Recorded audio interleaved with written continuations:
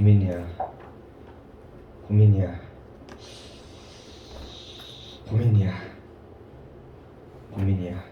원래 오늘 이 고전시가 08이 되게 중요한 작품이에요. 근데 또 중략되어 있는 부분이 좀 있거든요. 근데 그것까지 다 보면은 뒤쪽 얘기를 못 하겠지. 일단 시간 관계상 일단 그거부터 봅시다. 뭐 안테문 찍고 오히려 찍는 게 날려나?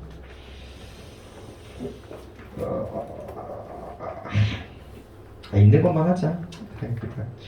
자, 그래서 프린트 나눠진 거 보시면 되겠죠? 우리 자도사부터 봅시다. 우리 고전시가 공지. 고전시가 1, 2는 우리 저번에 영상 다시 올려드릴게요.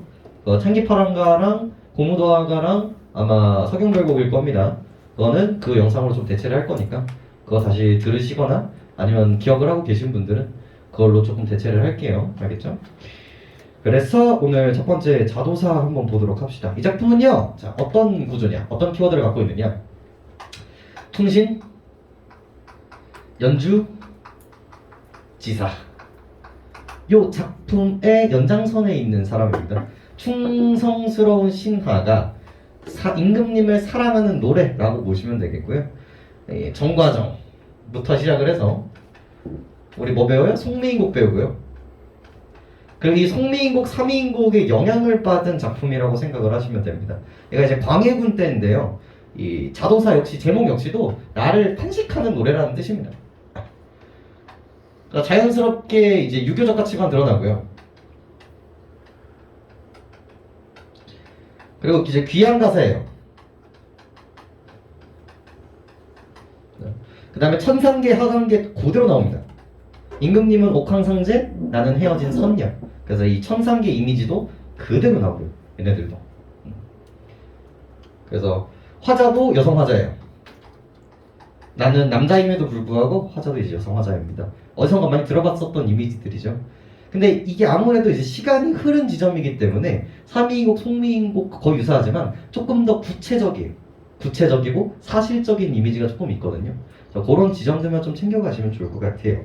우리 109페이지에 이 작품 감상과 이해와 길라잡이 정도만 읽어보면서 시작을 해보죠. 임금 눈밖에나 억울하게 감옥살이를 하는 신하의 심정을 남녀관계를 빌려서 애절하게 표현하고 있는 가사입니다. 작가는 광해군 때 시를 지었다가 모함을 받고 3년간 감옥살이를 했는데 이 작품은 이때 지어진 것으로 보입니다. 작가가 광해군 때 처음 벼슬한 일, 함경도 경성판다로 내려간 일, 다시 내직으로 들어갔다가 무고를 입어 감옥살이를 하기까지의 일들을 선녀와 옥황상제 관계에 비유하여 암시적으로 그려내며 임금에 대한 충정을 드러내고 있죠. 이 작품은 삼위인곡의 영향을 받은 것으로 보이지만 옥중 생활이 보다 실감나게 표현되어 있어서 독자적 경지를 보여준다라고 볼 수 있습니다. 그래서 공통점과 차이점들을 조금 생각하시면서 읽으시는 게 포인트가 되겠죠. 그래서 살짝 넘겨보시면 제가 원문 다 넣어놨거든요. 그래서 원래 오늘 시간이 된다면 다 보려고는 했는데 일단 시간 관계상 그리고 내신이 조금 급하니까 일단 읽는 것만 좀 보고요. 사실 수특에 실려있는 부분이 좀 하이라이트 부분이기도 해요. 그래서 수특만 일단은 꼼꼼하게 한번 보도록 할게요. 이 정도만 보셔도 해석을 충분히 할 수 있을 겁니다. 그래서 천천히 첫 번째 줄부터 한번 보죠. 자, 맥락이 앞부분도 결국은 시작점이 똑같거든요. 결국은 유배를 가서 나 혼자 있는 상태를 이제 상정을 하면서 이야기를 이제 시작을 하고 있습니다. 자, 첫 번째. 인생이 몇 날이며 이 내 몸 어이할꼬? 라고 하죠. 그래서 한 칸으로 시작을 하고 있어요. 지금 인생이 몇 날이며 인생은 나한테 얼른 들어오세요. 우리 프린트 자도사 하고 있어요. 자도사로 보시면 돼요. 인생이 몇 날이며 그래서 인생이 얼마나 되면 나한테 주어지는 날짜가 한정되어 있잖아요. 그래서 이 내 몸은 어이할꼬. 왜 한탄하고 있어요? 님을 보지 못하기 때문이겠죠. 주렴을 손수 걷고 옥계에 내려가 이 오색구름 깊은 곳에 임 계신 데를 바라보니 안개문 구름창 천리만리 가렵구나. 그래서 좀 전형적인 얘기인 거죠. 이렇게 집이 있으면 항상 집이 있거나 아니면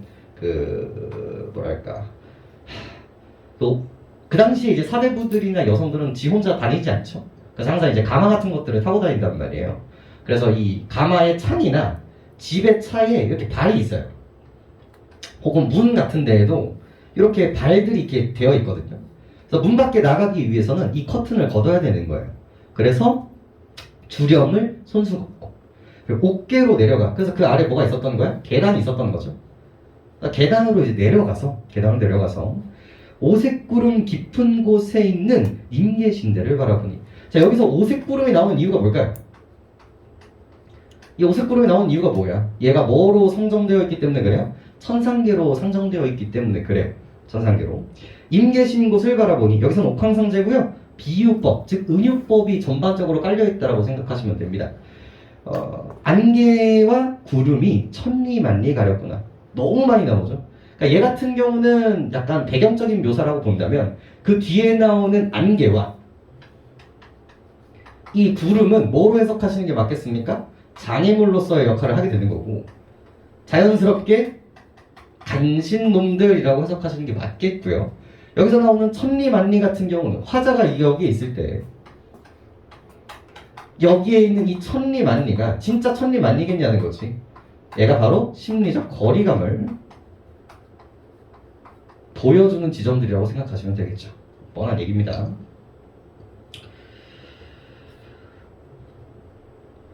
인연이 없지 않아 하늘이 아셨는가. 이게 이제 송민곡과 조금 다른 점인데요. 얘는 한번 갔다 와요.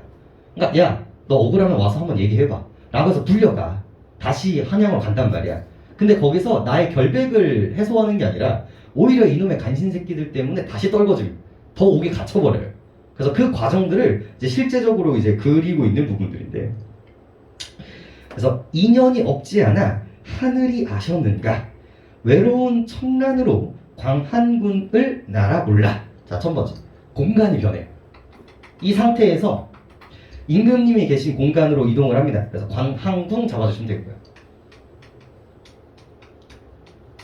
임금님이 계시는 이제 공간으로 갔습니다. 근데 가는데 어떻게 가요? 청란으로. 얘가 이제 주작 같은 새예요. 그러니까 현실에서도 존재하지 않는 새들이죠. 계속 천상계의 이미지들 잡아주시면 되겠고, 천상계적 요소. 듣고서 못 뵀던 입을 첫날에 잠깐 뵈니. 여기가 팩트인 거죠. 봤어. 이걸 이제 보게 되는 거예요. 만났어요. 내 님이 이뿐이라 반갑기를 가능할까? 그래서 내 님이 이 사람뿐이니까 반갑기를 측정할 수 있겠는가라는 뜻이죠. 그래서 서리법을 베이스로 자신의 감정을 강조하고 있는 지점들입니다. 이렇게 뵙고 다시 뵐 일을 생각하니, 그러니까 지금 뵌 다음에 내가 지금 떨어지잖아. 그럼 다시 뵐 수 있을까 없을까? 없다라는 생각을 하는 거예요. 그래서 이제 이별에 대한 슬픔이 보여지고 있는 거고요. 3,000명의 미인들을 아침 저녁으로 모시고 궁궐의 고운 여인 좌우와 걸려 있는데 수줍은 빛바랜 화장을 어디가 자랑하며 탐탁지 않은 태도를 누구에게 자랑할 수 있을 것인가? 그러면서 뭐가 등장해요? 대조대비가 등장을 해요. 실제로 이 앞부분 오프닝 때 나의 모습이 그렇게 예쁘지 않다라는 얘기들이 등장을 하거든요. 근데 여기서는 이 광안군에 있는 선녀들이 있고요. 화자가 있고, 선녀들이 있고, 그 다음에 화자가 있단 말이에요. 얘네들은 뭐예요? 예뻐. 아름다움을 묘사하고 있죠. 근데 나는 그렇다 그렇지 않다? 그렇지 않다라는 거예요. 그래서 대조대비를 통해서 비교되는 자신의 모습의 한스러움을 보여주고 있는 부분들인 거고요. 자연스럽게 얘도 뭐로 해석하시면 됩니까? 그 당시에 간신놈들이라고 생각하시면 됩니다. 해석만 잘하면 돼요. 그래서 난간에서 피무 눈물을 소매로 훔치며 옥경을 떠나서 하계로 내내오니. 그래서 그대로 나오고 있죠. 여기를 옥경, 천상계라고 생각을 한다면 이제 공간이 다시 이동을 해요. 만나고 왔어? 그래서 하계로 갑니다. 여기가 이제 유배지겠죠. 공간의 이동 메인 좀 감각 잡아주시고, 인생 방명 이처럼 생겼던가. 인생이 방명함이. 방명이 뭐죠? 빨리 죽음 혹은 이제 괴로움이라고 생각하시면 됩니다. 나의 인생이 이렇게 힘든 것인가. 쓸쓸한 10년 세월 그림자를 벗으로 삼고 아쉬운 마음에 혼자 하는 말이 님이 내 님이라 나를 어찌 버리시는가. 여기 별표입니다. 요즘 수능 특강 요번 작품 라인들이 되게 독특한 게 원래 사민국 송민국까지는 뭐가 되게 강조돼요? 원망이라는 정서가 없다라는 게 되게 중요해요. 내가 아픈 거는 님 때문이지만 이 상황이 임금님 때문이 아니야. 그래서 대부분의 사대부들의 글들에서는 임금님에 대한 원망의 정서가 등장하지 않습니다. 하지만 여기에서는 뭐가 등장을 하는 부분이에요? 이 하계로 내려오면서 임금님에 대한 뭐가 드러나? 원망이 드러난다는 게 엄청나게 독특한 부분이 되는 거예요. 앞에 있는 송민국과 영향을 받은 작품이거든요. 근데 그거와의 차이점 때문이라도 만약에 보기 문제가 등장한다면 정말 내신에서 정말 많이 나올 수 있는 지점이에요. 얘는 원망이 존재한다. 이렇게.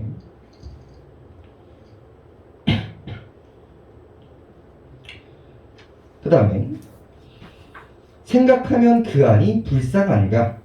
정조를 지키고 귀신께 맹세해서 좋을 때 돌아오면 다시 뵐까 하였더니 과연 내 힘이 전혀 아니 버리시어 삼천리 약수에 청조사가 건너오니. 그래서 내가 더 못 볼 줄 알았어. 하지만 임금님이 나를 안 버리셔가지고 뭘 보내줬어요? 청조사를 보낸 거예요. 여기에서 청조사가 옵니다. 이게 임금님이 오신 게 아니라 임금님의 서책, 서편을 전달하는 이제 이동꾼이라고 생각을 하시면 돼요. 얘가 정보의 전달 역할을 하는 거죠. 전달자 역할을 합니다. 그래서 이제 끝난 줄 알았는데 나를 잊지 않고 다시 불러주신 거예요. 임의 소식을 반갑게 듣겠구나. 여러 해 헝클어진 머리 틀어서 집어 꽂고 두 손에 눈물 자국에 분도 아니 발라. 끊어보죠. 바로 여기가 바로 뭡니까? 외양묘사입니다. 그래서 앞에서도 봤지만 이런 머리를 틀어서 집어 꽂고 분도 아니 발라 이런 지점들을 통해서 화자가 여성 화자라는 것도 우리가 확인할 수 있고요. 당연히 귀양 왔기 때문에 이런 것들을 하지 못했겠죠. 그래서 외양 묘사를 통한 이 사람의 상실감을 드러내는 부분들이라고 보시면 되겠고, 먼 길을 멀다 않고 허위허위 들어오니, 허위허위 생각보다 엄청 중요합니다. 원래 이런 음성 상징어들은 평민들의 언어였어요. 하지만 이제 조선 후기로 들어오면서 점점 사대부들도 사용하게 되는 거거든요. 그러니까 단순히 이런 음성 상징어가 있다 없다도 중요하지만 왜 그 지점들을 선생님들이 혹은 교수님들이 출제하는 이유도 좀 생각해 보시면 좋을 것 같아요. 그래서 허위 들어오니 그리던 얼굴을 본 듯 만 듯 하고 있어 심술궂은 시샘은 어찌하여 한단 말인가. 자, 포인트 보이시죠? 심술 맞은 시샘 누구 거겠어요? 바로 이놈들 거예요. 그래서 님이 나를 불렀어. 그래서 님을 만나면 되는데 옆에 있는 선녀들이 나를 시샘하고 있는 거죠. 비교적인 표현이죠. 알록달록 문이 짜서 고운 비단 만든 듯이. 직유법 보세요. 옥돌 위 쉬파리가 온갖 허물을 지어내니. 은유법 보이시고요. 내 몸에 쌓인 죄는 끝이 없거니와 하늘에 해가 있어 이미 짐작 안 하실까. 우리 정과정 혹시 기억나나요? 정과정에 내 잔월 효성이 나가 죄가 없음을 아실 겁니다. 그래서 거기서의 달은요, 나의 억울함을 풀어주는 천지신명의 역할을 하고 있었어요. 여기서도 이제 고대로 등장을 합니다. 그래서 얘네들을 여기가 다시 등장하는데, 화자가 이제 임금님이랑 만났어. 근데 이 모습을 선녀들이 시기 질투를 하는 거예요. 선녀? 시기 질투. 그래서 이 선녀를 뭐로 비유하고 있어요? 우리 파리로 비유를 하고 있고요.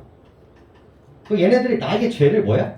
비단처럼 만드는 거예요. 그래서 여기서의 비단은 되게 부정적인 역할을 하게 된다는 거죠.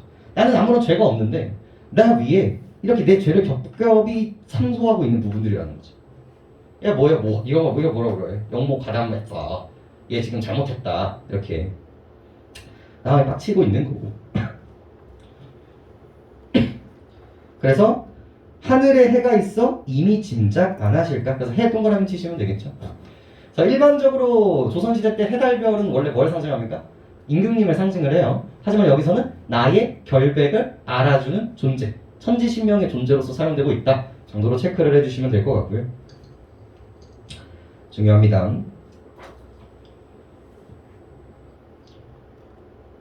그거 신랑 던져주고 서러운 뜻을 말하려고 했는데 100년 인생의 인해임을 보아 산과 바다에 맹세한 사랑 첫 말씀을 믿었는데 자, 그것이랑 던져주고. 그러니까 이런 상황들을 던져두는 거야. 이게 지금 중요한 게 아니거든. 이 새끼들이 나한테 청소하는 거는 중요하지 않아. 나는 누구만 사랑하면 돼. 임금님만 사랑하면 된단 말이야. 그래서 과거에 이것도 내가 약속을 했어서 믿었었는데 그 사이 무슨 일로 이 맹세를 버려두고 옷 같은 얼굴로 님을 홀로 두고 그리는가? 사랑이 실증났던가? 박복한 탓이런가? 말하면 목이 메고 생각하면 가슴이 끔찍하다. 그래서 추측을 통해서 대꾸법을 통해서 이 사람의 감정을 보여주고 있는 겁니다. 자, 결국 나를 불렀어? 그래갖고 쌓였어 죄들이? 그래서 나를 믿어줬어? 아니면 얘네들을 믿어줬어? 얘네들을 믿어준 거예요. 자, 그럼 그때 다시 나오는 감정 뭡니까? 원망이라는 감정이 또 다시 등장하게 됩니다. 와서 떨어지고 와서 떨어지는 거예요. 그러다 보니까 공간의 이동도 엄청나게 중요한 작품이 됩니다. 이 작품 같은 경우는. 그 다음 보죠. 풍상, 바람풍자와 서리상자 정도는 알고 계셔야 돼요. 풍상이 섞어치고 수많은 꽃이 떨어지니 시련과 역경 정도로 해석해 주시면 되겠고요. 여러 떨기 국화는 누구를 위해 피었으며 국화 동그라미 치시면 되겠죠. 자, 여기서 여러분들이 가져가셔야 되는 개념은 뭡니까? 바로 그놈의 매난국쭉이겠죠. 우리 사군자 제발 외워. 이제는 답이 없어. 매화, 난초, 국화, 대나무입니다. 여기다가 송, 그죠? 혹은 솔 나와서 소나무. 얘들이 나오면 일단 뭐로 해석할 줄은 알아야 돼요. 물론 다 그런 건 아니야.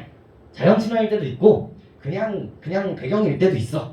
하지만 이런 맥락에서는 뭐로 쓰이는 게 사대부잖아.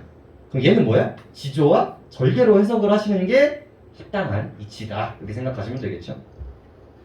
자, 여러 떨기 국화, 지조와 절개는 누구를 위해 피었으며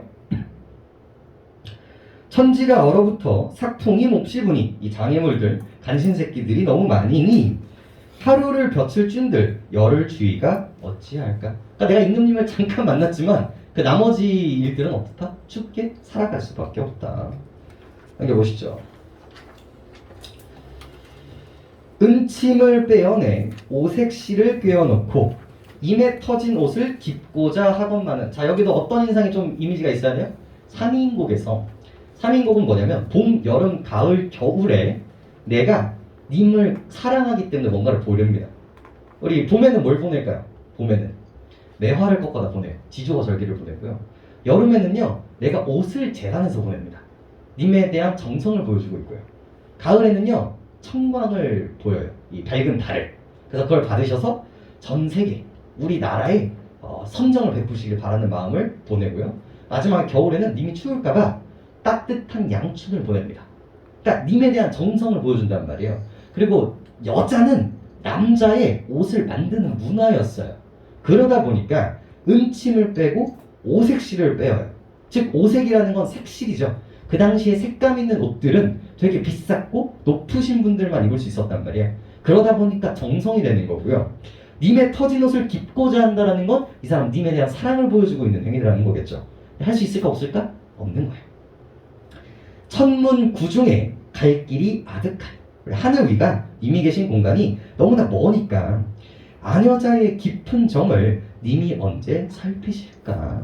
그래서 아녀자라고 자기를 지칭하는 말을 통해서 여성 화자라는 걸 이제 물리적으로 확인할 수 있는 지점입니다.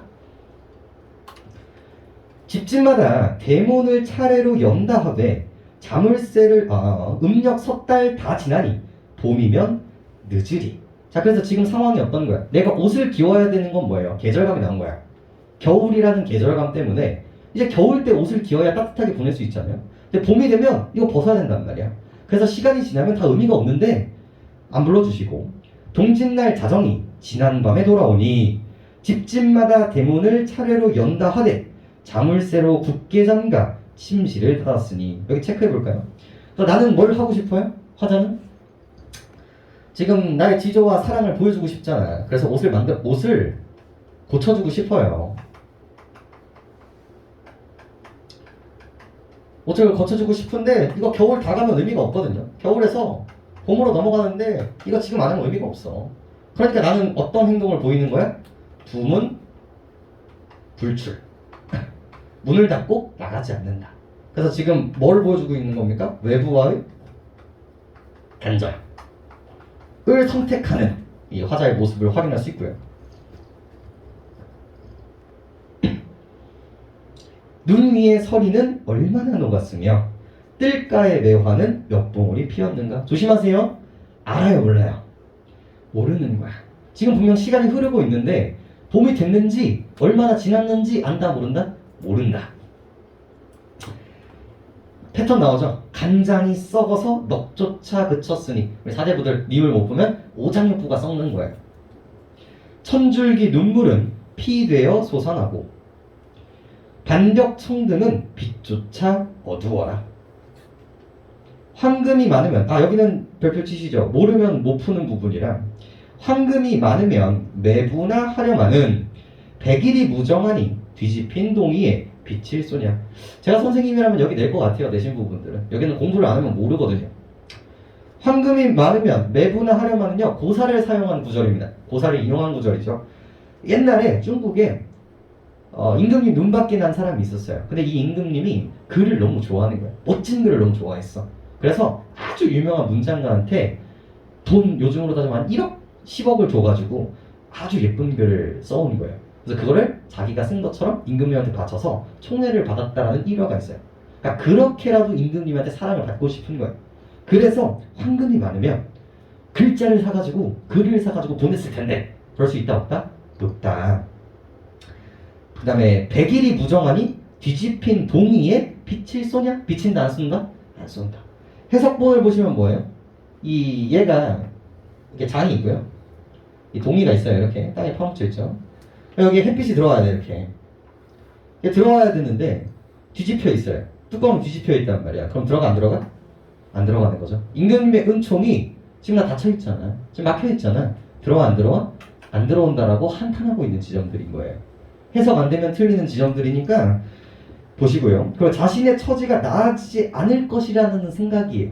그러니까 뭐가 나와? 미래지향적 혹은 상황이 긍정적으로 변할 것이라는 의지, 긍정적인 사고방식 이런 거 나오면 절대로 안 되고요. 평생토록 쌓은 죄는 다 나의 탓이로다. 별표입니다. 결국 원망도 있기는 하지만 결국은 누구 탓이에요? 내 탓이고요. 평생토록 쌓은 죄는 다 내 탓이고 언어에 공교 없고 눈치 몰라다닌 일을 풀어서 생각하고 다시금 생각하니 별표입니다. 조물주의 처분을 누구에게 물으리요. 그 유명한 사대부의 사고방식이죠. 운명론적 세계관입니다. 결국은 나 때문이었고 이렇게 되는 것도 하늘의 뜻이었다. 창에 비친 매화 지조절개를 의미하게 되겠고요. 달의 가느다란 한숨을 다시 짓고 이게 내심적으로 접근을 하면요 객관적 상관물이 잡힙니다. 이 매화를 보면서 내가 한탄을 얘기를 하거든요. 그러니까 매화를 보니까 지조절개인 거고 지조절개 생각하니까 누굴 떠올려요? 님을 떠올리게 되는 거거든요. 그러다 보니까 님을 생각하게 하는 감정 유발의 매개체가 됩니다. 그래서 여기서 문제가 뭐로 나와? 감정이입이 맞니? 아니죠. 감정 없으니까. 화자와 대조대비 되니? 아니죠. 같은 결인 거예요. 그래서 임금님을 떠오르게 하는 매개체로서 정확하게 잡아주시면 됩니다. 그래서 아쟁을 꺼내 원망의 노래를 슬피타니 라고 해서 원망 동그라미 치시고요. 하지만 원망은 없어지지 않았어요. 직접적으로 나왔죠.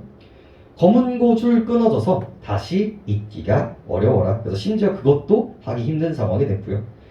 패턴 나오죠? 우리 3인곡 뭐였죠? 차라리 쓰여디어 죽어서라도 범나비가 돼가지고 님한테 가겠다. 송미곡 뭐였죠? 차라리 쓰여디어 구준비가 되소서. 아니 처음에 나걸 그 다음에 구준비. 여기서는 뭐가 나오는지 봅시다. 차라리 쓰여디어 자규의 넋이 가정법을 베이스로 하고 있고요. 자신의 억울함을 호소하기 위한 화자의 분신이 되겠죠. 밤마다 이화의 피눈물 내요. 이화는 백꽃이고요. 얘가 봄의 이미지를 가지고 있습니다. 밤마다 이화의 피눈물이 우러내요. 오경의 잔어를 섞어 님의 잠을 깨우리라. 요것도 외워두세요. 님의 잠을 깨우리라. 이게 전형적인 여성 화자가 남성 화자한테 보내는 패턴이거든요. 기생 시조에서 정말 많이 나와요. 나를 잊으셨습니까?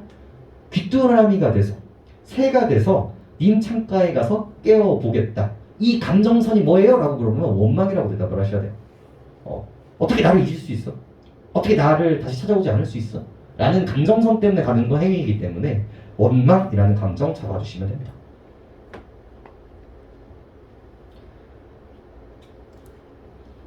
사실 얘는 좀 편해야 돼요. 여러분들이 송민국, 삼민국을 알고 있다면 좀 패턴들이 확장되는 것 뿐이지, 조금 디테일 왔다 갔다 하는 그런 것들이 추가된다는 것 뿐이지 여기에 큰 지점들은 없고요. 몇 페이지 보시면 4페이지 한번 볼까요? 4페이지 4페이지 하나씩 체크해 보면서 기억이 나는지 한번 볼게요. 1번 임금에게 버림받은 신하의 애절한 4페이지 애절한 마음을 남녀관계에게 빗대어 표현하고 있다. 작품 전체는 은유를 베이스로 하고 있습니다. 이렇게 하는 이유도 되게 중요하거든요. 하나가 뭐예요? 여성 화자를 쓴 이유. 이 그르미아라는 정서를 남자와 남자가 하는 것보다 여자와 남자로 보내는 게 더 강조될 수 있다. 두 번째, 임금님과 신하의 관계보다 여자와 남자의 관계가 훨씬 더 많은 관계이기 때문에 공감대를 형성할 수 있다. 잡으시면 되겠고요. 2번, 천상계와 지상계라는 이원적 공간 구조, 그리고 화자를 적당한 인물로 만들어내는 건 너무 중요한 패턴이겠죠.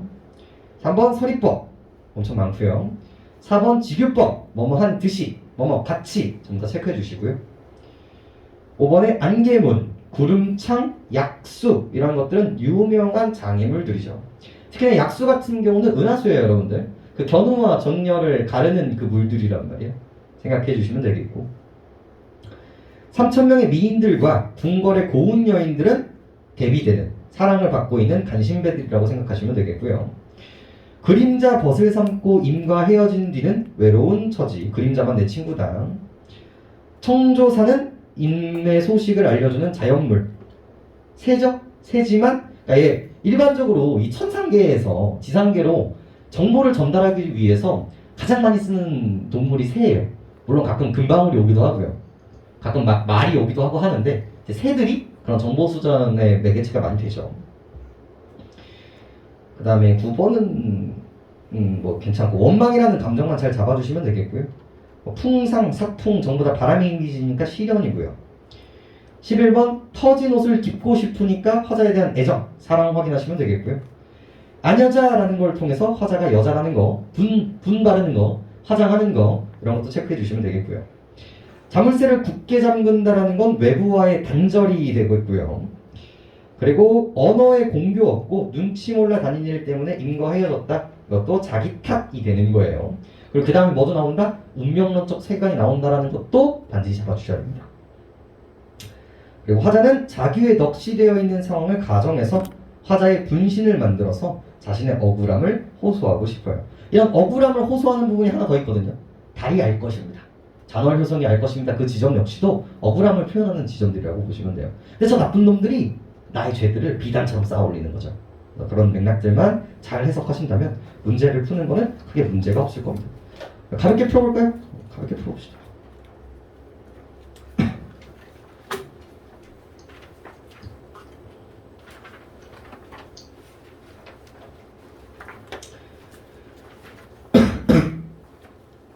어디로 가시면요 28페이지예요. 이렇게 계속 뽑아드리는 게 낫죠? 들고 다니시는 것보다. 그게 맞니? 좀 귀찮더라도 그냥 계속 이렇게 할게요. 그리고 가서 옮겨 적고 그러세요. 그거 귀찮으시면 수트 가져오시고요. 28페이지. 그리고 한 장 넘겨보시면은 원문 다 넣어놨습니다. 집에 가서 꼭 한번 읽기. 제가 6월, 9월까지 좀 볼 거예요. 어차피 이것만 해석하면 되거든? 거의 중요한 부분 다 나왔어. 근데 앞부분이랑 그 중간 부분이 생략이 돼가지고 조금 거시기 한데 6월, 9월에 안 나오면은 제가 한번 다시 잡아드릴 거예요. 6월, 9월에 안 나오면. 근데 6월, 9월에 나오면 뭐 그냥 넘어가셔도 되는 부분들이고요. 근데 한 번에 읽어보기. 뒤에 해석이랑 다 넣어놨으니까. 그리고 고전시가 잘 안 익히시는 분들은 제발 하나하나 읽어보세요. 다 연습입니다, 전부 다.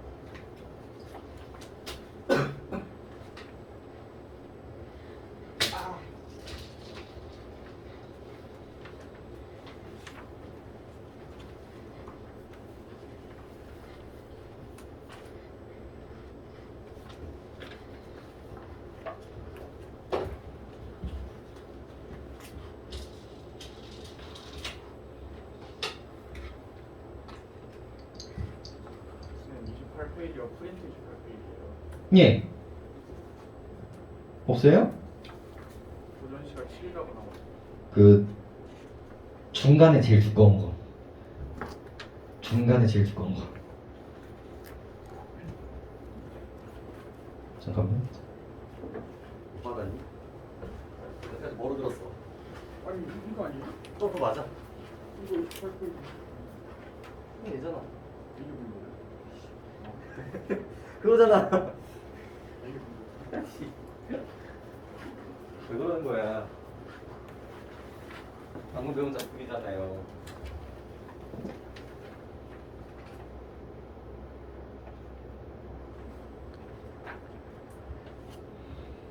그거 풀어야지.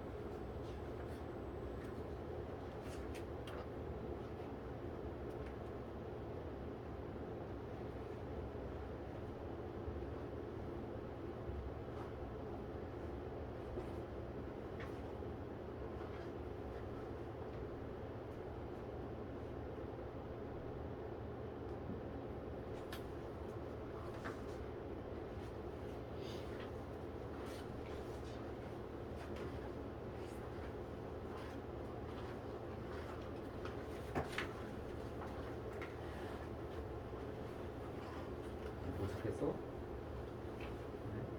여기 좀 있어.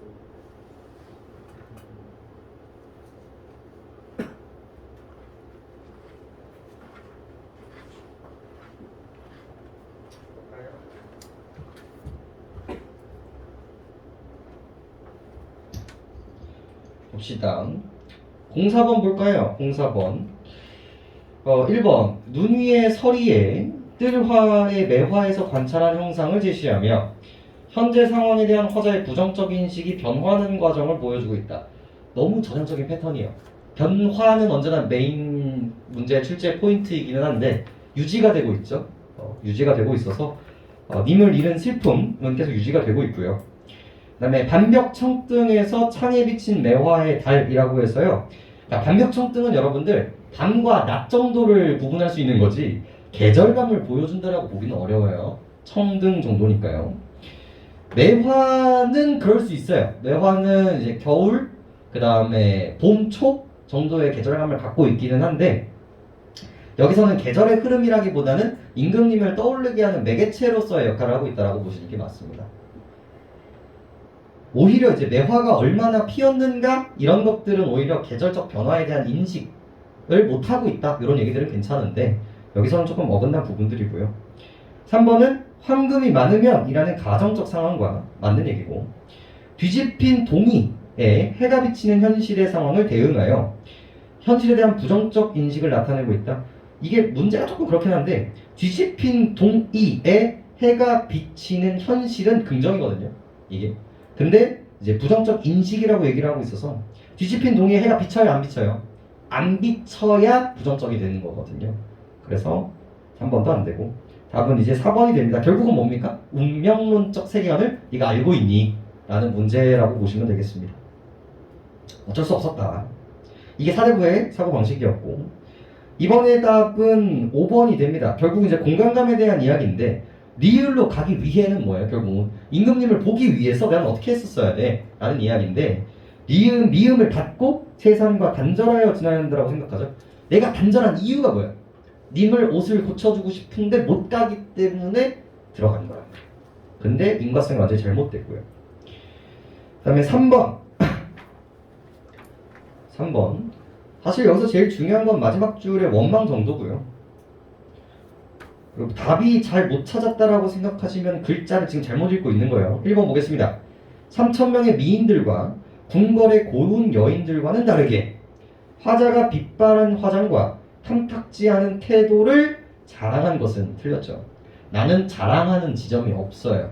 나는 자랑한 적이 없다니까. 오히려 위축되고 있다니까. 쟤들은 아름다운데 나는 화장도 못했어. 이거를 나는 청순해가 아니라 나는 부족하다. 이런 이미지로 보시는 게 맞겠죠. 그래서 자랑한 것은 에서 틀렸습니다. 넘겨보시죠. 자, 이어서 보죠. 그 다음 작품 고전산문 01 보겠습니다. 고전산문 01 앞으로 보시면 되겠죠? 지도서 원문 다음에 붙여드렸어요. 그래서 오늘부터 이제 고전 소설도 들어가게 되는데 1, 2에서 여러분들이 보실 파트는요 화소입니다. 여러분들 고전 소설을 못 읽는 이유는 크게 두 가지인데 하나가 어휘력이고요. 하나가 모티브, 이야기의 형태들을 많이 몰라서 그래요. 어차피 이 얘기거든요. 이 주몽신화가 1로 잡혀있는 이유가 뭘까요? 고전소설 1이 주몽신화인데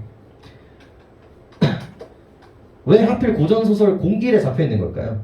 얘가 수많은 영웅소설에 화소를 가지고 있는 작품이기 때문에 그렇습니다. 얘가 시작점이었어요.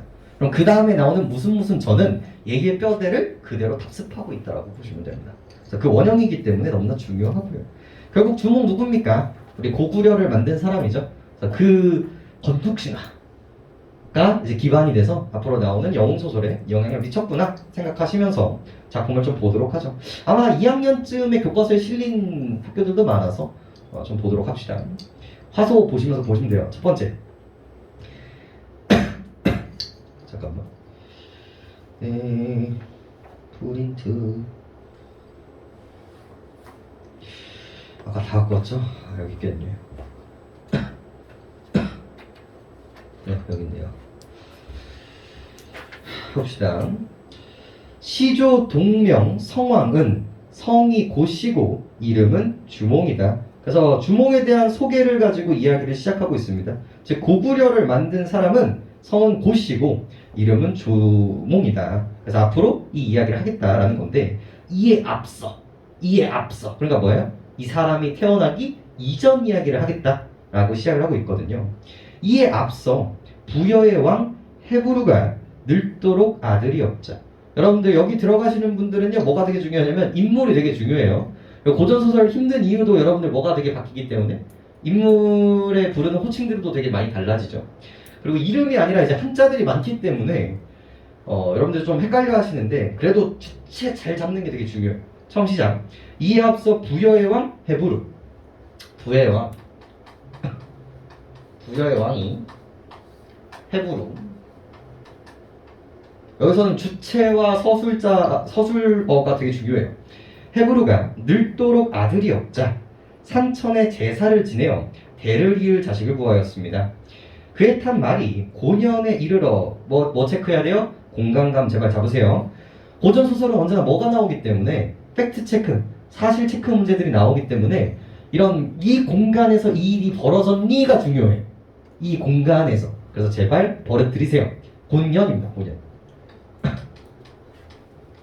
곤년이라는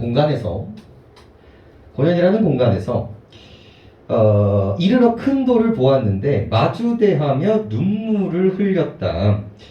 왕이 그가 탄 말이 고년에 이르러 큰 돌을 보더니 마주대하여 눈물을 흘렸다. 이게 바로 뭡니까? 기이한 현상들인 거죠.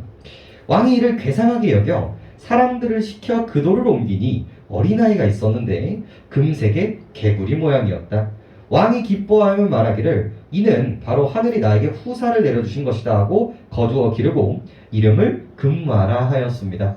그래서 얘는 이 작품의 메인 주인공은 아니지만 그래도 한나라의 왕이란 말이에요. 그러다 보니까 기이한 탄생을 이제 보여주고 있다라고 보시면 됩니다. 그 다음에 나올 금화, 황금 두꺼비라는 뜻입니다. 그래서 금화 왕이 어떻게 만들어졌는지 이 탄생에 대한 이야기들을 하고 있고요. 이렇게 잡죠. 그 다음에 그가 장성하자 뭐로 삼았어요? 태자로 삼았습니다. 왕자죠? 그 다음에 임금님이 될 사람이죠.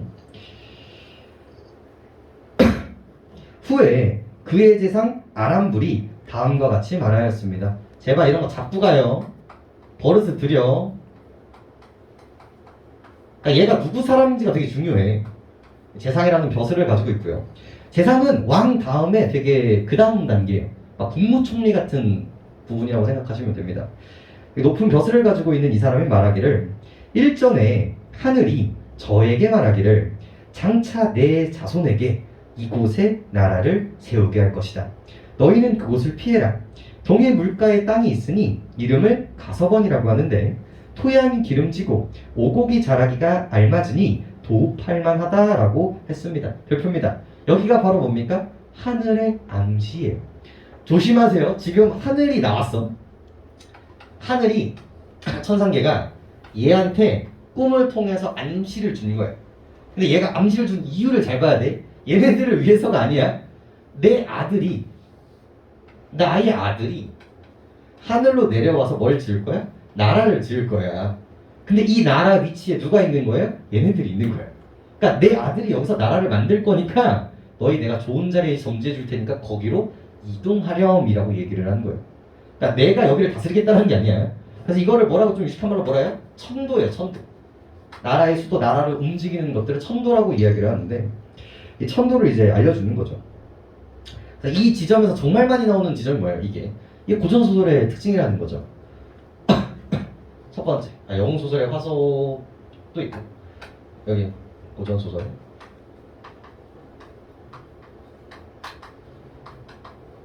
뭐가 나와요? 뭐가 잡히는 거예요? 천상계와 하강계. 이 이원론적인 세계관이라는 게 이때부터 등장을 했다는 거예요. 이때부터. 그리고 누가 누구한테 영향을 미쳐요? 천상계가 하강계에게 영향을 미친다. 이게 한번 모의고사와 수능에 등장한 적이 있었죠. 그것 때문에 방향도 조금 체크를 하시고요.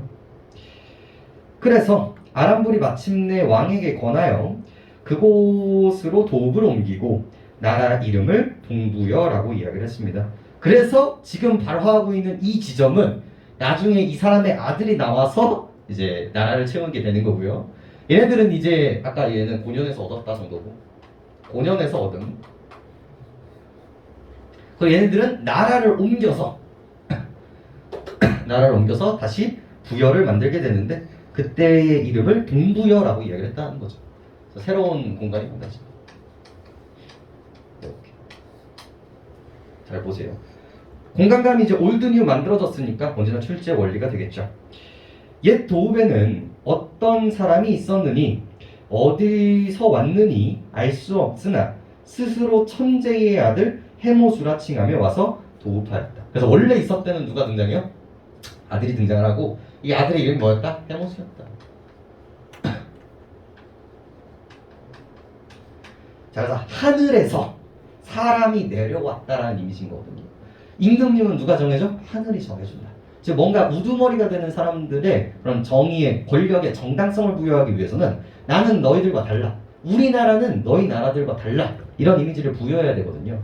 이걸 조금 유식한 말로 뭐라고 얘기하냐면 천손 하강형이라고 얘기를 합니다. 여기랑 이제 연결되는 부분인데 천손 하강형 화소 구조라는 걸 잡아주시면 됩니다.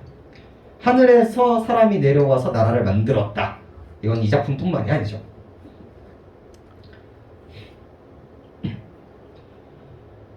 그래서 헤브루가 죽자 금화가 왕위를 이었습니다. 그래서 헤브루가 죽었어요. 당연히 이제 이 태자였던 게 왕이 됐죠. 이 사람 왕이 됐어요. 공간 다른 거 아시죠? 공간 달라요. 그런데 이때 태백산 남쪽 우발수에서 여자를 만났다. 그래서 얘가 뭐로 잡히는 겁니까? 여자가 만들어지는 거고 이 여자는 어디서 만나요? 태백산 남쪽에서 만나는 거예요. 그럼 까다롭겠지만 이런 것들을 버릇을 들여놔야 돼요. 이 공간 누가 누구를 만났나 팩트니까. 여자에게 물으니 저는 하백의 딸이고 이름은 유화입니다. 여러 동생들과 함께 나가서 놀고 있는데 그때 한 남자가 있어서 스스로 말하기를 천재의 아들 해모수라고 이야기를 하고 저는 웅심상 아래 압록밭 인근의 방언으로 깨어 사통하고 사랑을 나누고 곧바로 가서는 돌아오지 않았습니다. 부모는 제가 중매도 없이 다른 사람을 따라갔다고 꾸짖어 마침내 우발수에서 귀양살이를 하게 되었습니다. 그래서 이 사람의 대사를 통해서 뭡니까? 자기의 상황을 뭘 제시하고 있어요? 요약적 제시를 하고 있죠. 얘도 이제 나중에 고전 소설의 특징 중에 하나로 이제 잡히게 되고요. 이 여자의 이미지를 보시면 누구의 딸이에요? 물의 신의 딸인 거예요. 그래서 하늘과 물과 이제 우리 인간이 살고 있는 땅의 결합이라고 생각을 하시면 됩니다. 비범한 출생들이죠, 전부. 그래서 이 작품은 뭐가 엄청나게 중요하다. 영웅적 화소가 되게 중요한데, 이야기의 첫 번째 시작은 항상 뭡니까? 비범한, 고결한 출신. 여기서 신장을 하는 거고요. 여기서는 신과 신의 아들인 거죠. 고결한 출신으로 시작을 하죠. 고귀한 혈통. 그래서 누가 지금 연결이 되는 거예요? 이 해모수가 연결이 되는 거예요. 알고 보니까 얘가 누가 마음에 들어서 이 해모수가 얘를 꼬셔가지고 서로 사랑을 나게 되는 거죠. 얘는 하늘의 이미지인 거고 얘는 물의 이미지가 만들어지는 겁니다. 그 정도만 잡아주시면 되겠네요. 이게 그리스 로마 신화도 제우스가 돌아다니다가 예쁜 여자만 보면 자기의 아들을 남기게 되거든요. 자기의 자손을 번창하기 위해서. 우리 동양권에서도 동일한 이미지라고 생각하시면 됩니다. 애초에 우리 시조도 누구야? 우리도 사실 곰이랑 이제 곰의 자손들이잖아요. 웅녀의 이미지가 있으니까 그런 거라고 생각하시면 돼요. 그래서 금화가 이를 이상하게 여겨서 방 안에 가두었는데 해가 비치어 유화의 몸을 끌어당겨 피했으니 햇빛이 또 따라와 비쳤습니다. 그로 인하여 임신을 하여 알 하나를 낳았는데 크기가 5대 정도 되었습니다. 왕이 알을 버려 개와 돼지에게 주었으나 모두 먹질 않았고요. 다시 길 가운데 버렸으나 소나 말이 피하였습니다. 나중에는 들판에 버려뒀더니 새가 날개로 덮어주었죠. 왕이 알을 쪼개려고 하였으나 깨트릴 수가 없어서 마침내 그 어미에게 돌려주었습니다. 자, 2가지 잡으셔야 되는데, 자, 첫 번째. 여기서도 화소가 그대로 나와요. 뭐가 나옵니까? 난생설화예요. 우리는 알고 보니까 포유류가 아니라 뭐였던 거야? 파충류였던 거지. 다 뭐에서 나와요? 알에서 등장합니다. 우리 구지가 기억하시나요? 구지가에서 가야를 만드는 사람들도 상자를 여니까 뭐가 나와? 7개의 알이 나옵니다. 거기서 가장 큰 알에서 이제 가야국의 첫 번째 왕이 태어나게 되는 거거든요. 그 당시에 뭔가 비범한 사람들은요, 그냥 태어나는 게 아니라 뭘로 태어난다? 알로 태어난다. 이런 이미지도 쳐봐주시면 되겠고. 그리고 이제 2번째, 고결한 출신에다가 2번째 뭐가 잡히는 겁니까? 비범한 탄생이 잡히고요. 그리고 항상 얘네들은 뭘 당해요? 시련을 당해요. 이게 시련 여러 번 나오는데 이 탄생 과정에서도 뭘 당했어? 시련을 당한단 말이야. 위기가 당하죠. 그래서 그 위기를 극복하기 위해서 뭐가 등장합니까? 항상 조력자가 등장을 해요. 이 조력자가 천상계인지 하강계인지도 엄청 중요하거든요. 근데 여기서는 뭐가 이제 등장하고 있어요? 동물들이 천상계의 영향을 받아가지고 얘들을 지키고 있다는 걸 확인할 수 있습니다. 거기까지. 그래서 그 어미가 물건으로 알을 싸서 따뜻한 곳에 두었더니 한 남자아이가 껍질을 부수고 나왔는데 골격과 의표가 영특하고 호걸다웠다. 나이가 겨우 7살이었음에도 불구하고 영리함이 범상치 않아서 스스로 활과 화살을 만들어 쏘았는데 백발백중이었다. 부여의 속어에 활을 잘 쏘는 것은 주목이라고 하는 까닭에 그것으로 이름을 지었다. 뭐 체크할까요? 자, 이 난생설화에서 항상 따라오는 부분이 있었는데 왜 하필 알이었을까? 왜 하필 알이었을까라고 보면요, 얘가 기존 질서의 파괴의 이미지가 있기 때문에 그래요. 이게 아까 전에 잡아드렸었던 변증법과도 연결되는 부분이겠네요. 이 나라, 과거의 나라가 아니라 새로운 나라를 만든다라는 이미지에서 이 알을 깬다 라는 이미지가 이제 연결됐다라고 생각하시면 되겠고요. 항상 여기도 이제 들어가죠. 조력자 때문에 이제 항상 누군가한테 버려져. 이게 어머니의 의도가 아니더라도 전쟁이 일어나거나 나쁜 놈들이 시기 질투를 하거나 도적놈들이 쳐들어오거나 그런 식으로 한번 버려진단 말이에요. 하지만 조력자에 의해서 다시 이제 원상복구하게 되고 이걸 보게 되는데 네 번째 특징이 뭐가 잡혀요? 비범한 능력을 가지고 태어납니다. 근데 이제 여러분들 입장에서는 활을 잘 쏜다는 게 와닿지 않을 텐데 실제로 이제 어벤져스 같은 경우에서도 호크아이 아저씨가 되게 찬밥 처리가 되는 그런 경우들이 많은데 그 당시에 활을 잘 쏜다는 건요 엄청난 능력이었어요. 그 당시에는 어떤 문화였기 때문에 수렵 문화를 가지고 있었죠. 아직 농사가 정착되기 전이었단 말이야. 그러다 보니까 뭐가 최고였어요? 농사를 잘 짓는 사람이 아니라 사냥을 잘하는 사람이 그 당시에 최고 신량감이었단 말이죠. 그러다 보니까 활을 잘 쏜다는 건 수렵 능력이 아주 그리고 고구려는 뭐의 민족이었어요? 전투의 민족이었죠. 그러다 보니까 엄청난 능력치라고 생각을 하시면 됩니다. 그래서 얘가 활을 잘 쏘기 때문에 뭐가 됐다? 주몽이 되었다. 자연스럽게 이름에 유래까지도 우리가 확인할 수 있는 지점이 잡히는 부분이에요. 됐죠?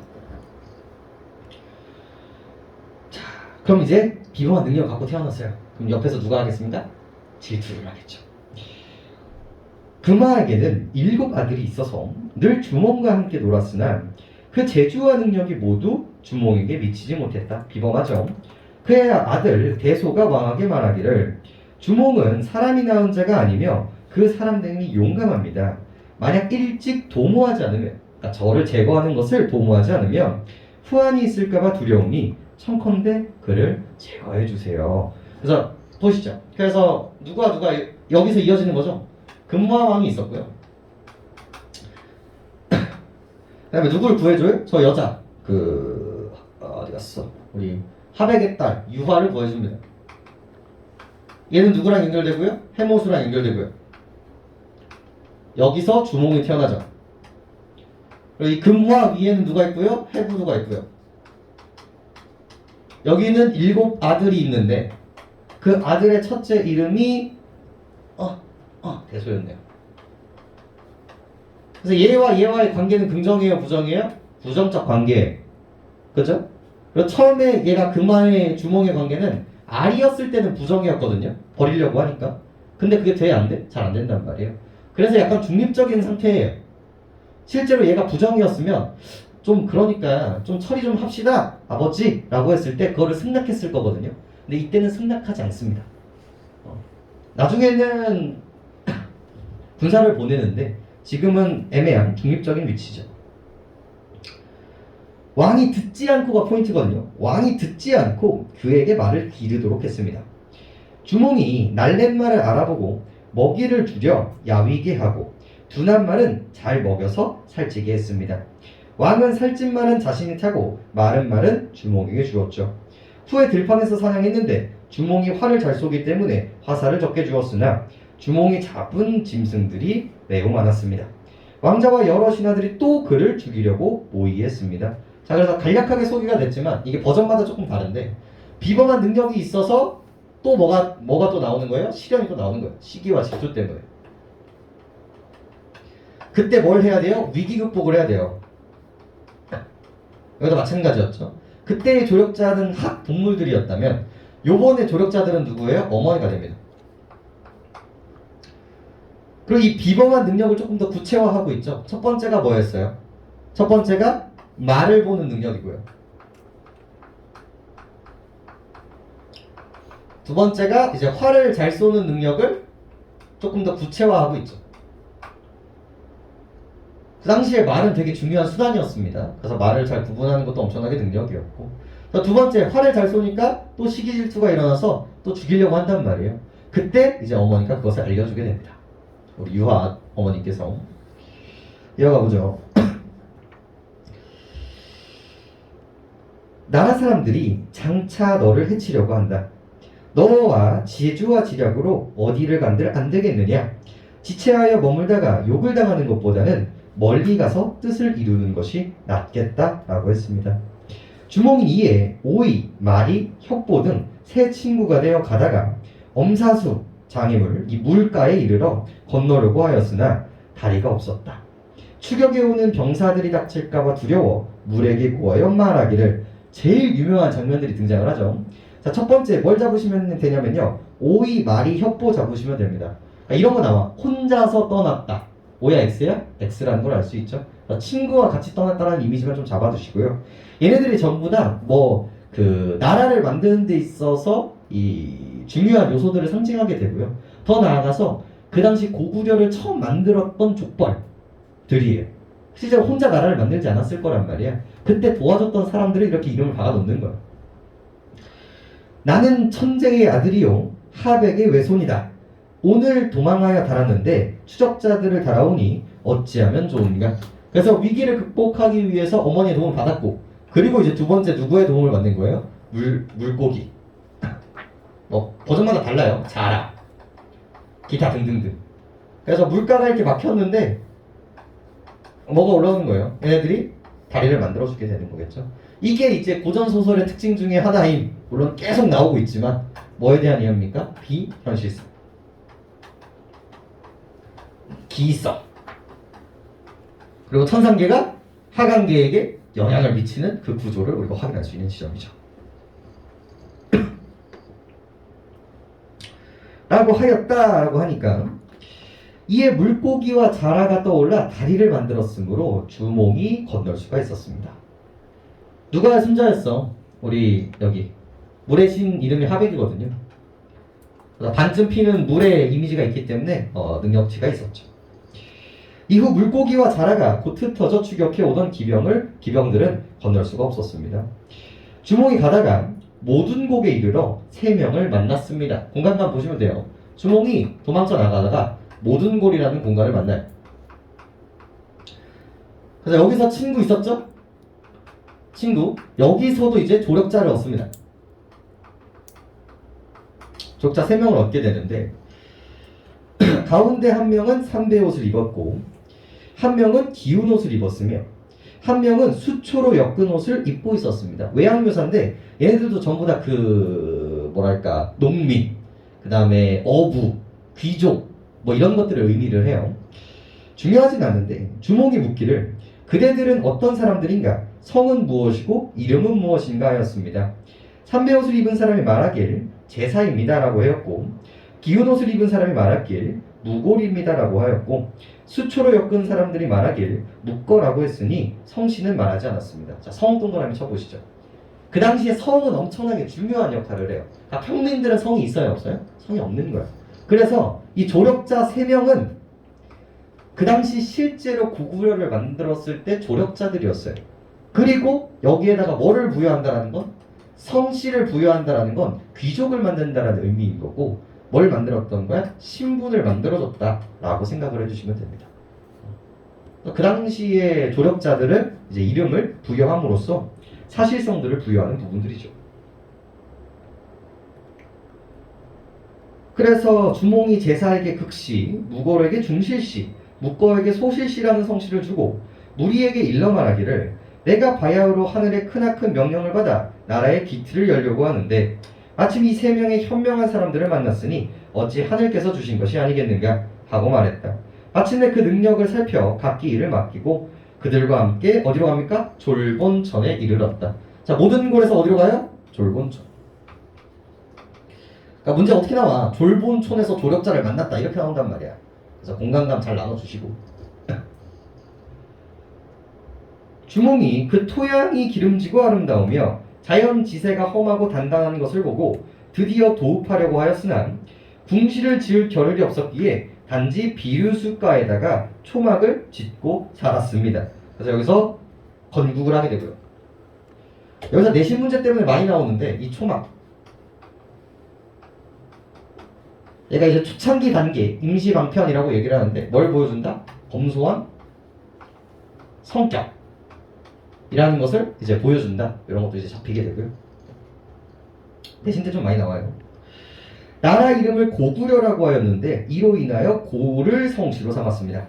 이때 주몽의 나이가 22살이로 한 효어제 건소 2년 신라시조 혁고세 21년 갑신년이었다. 자, 이거 나오는 이유가 뭘까? 얘가 고구려를 건국했던 당시의 시대상 시기를 알려주기 위함이라는 거 체크해 주시면 되겠고, 그러니까 이거를 쓴 이유가 뭐겠냐는 거지. 우리나라가 누가 언제 누구의 도움으로 만들어졌다라는 걸 보여주기 위한 정보 기록의 수단이기도 했던 거예요. 이런 것들이. 그리고 사방에 듣고 와서 따르는 자가 많았다.